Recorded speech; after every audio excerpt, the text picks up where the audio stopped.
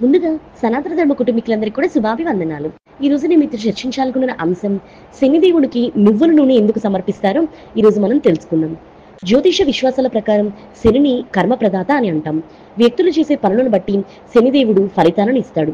అందుకే శనిదేవుడు న్యాయమూర్తిగా పరిగణిస్తారు. ఎక్కడ చూసినా శనిదేవుని ప్రసన్నం చేసుకోవడానికి నువ్వుల నూనెతో అభిషేకం లేదా నువ్వుల నూనె దీపారాధన చేయడం మనం చూస్తూ ఉంటాం. ఇక శని దోషం జీవితంలో సమస్యలు ఉన్నవారైతే శనిదేవుడికి నువ్వుల నూనె సమర్పించడంలో ముందుంటారు. అసలు శనిదేవుడికి నువ్వుల నూనెతోనే ఎందుకు దీపారాధన చేస్తారో ఈ రోజు మనం తెలుసుకుందాం. పురాణాల ప్రకారం రావణుడు తన శక్తితో గ్రహాలన్నింటినీ బంధించాడని చెప్తారు. శనిదేవుణ్ణి రావణుడు తన దురహంకారంతో తలకిందులుగా వేలాడదీశాడు.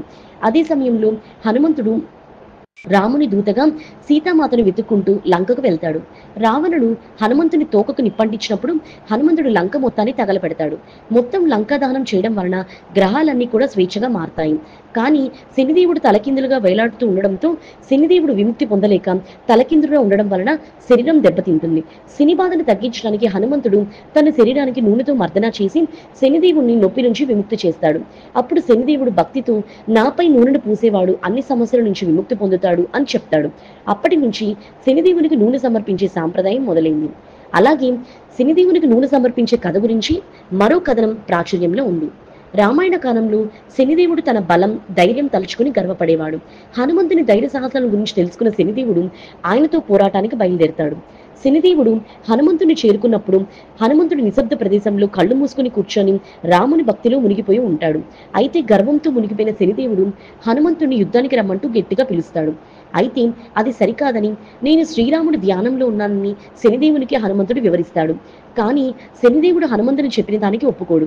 యుద్ధం చేయాల్సిందని మొండిపట్టు పడతాడు. దీంతో హనుమంతుడు యుద్ధానికి దిగక తప్పలేదు. చివరికి శనిదేవుడు హనుమంతుని తన తోకకు చుట్టి బాగా దెబ్బలు తగిలేలా కొడతాడు. ఈ పోరులో శనిదేవుడు ఘోరంగా ఓడిపోవడమే కాక బాగా గాయపడతాడు. దాని తర్వాత శనిదేవుడు నొప్పితో మూలుగుతూ హనుమంతునికి క్షమాపణ చెప్తాడు. రాముడు హనుమంతుని భక్తులకు తాను ఎన్నటినీ వేధించని హామీ ఇస్తాడు. శ్రీరాముడు హనుమంతుని పూజించే భక్తులపై తన ఆశీర్వాదాలను కురిపిస్తారని మాట ఇస్తాడు. దీని తర్వాత హనుమంతుడు శనిదేవునికి నూనె రాయడంతో శనిదేవుడు గాయాల బాధ తగ్గిస్తుందంట. అందుకే ఎవరైతే హృదయపూర్వకంగా శనిదేవునికి నూనె సమర్పిస్తారో అతని బాధలన్నీ పోగొట్టి కోరికలు తీరుస్తానని శనిదేవుడు మాట ఇచ్చినట్టు కూడా పురాణాలలో చెప్పబడింది. ఇవి శనిదేవుడికి నూనె సమర్పించడం వెనుక ఉన్న కథనాలు. మరి తెలుసుకున్నారు కదా శనిదేవుడికి నూనె సమర్పించడం గురించి విశేషాలు. ఈ వీడియో చూసిన మీ అందరికీ కూడా ముందుగా సనాతన ధర్మ కుటుంబీకులందరికీ కూడా శుభాభివందనాలు.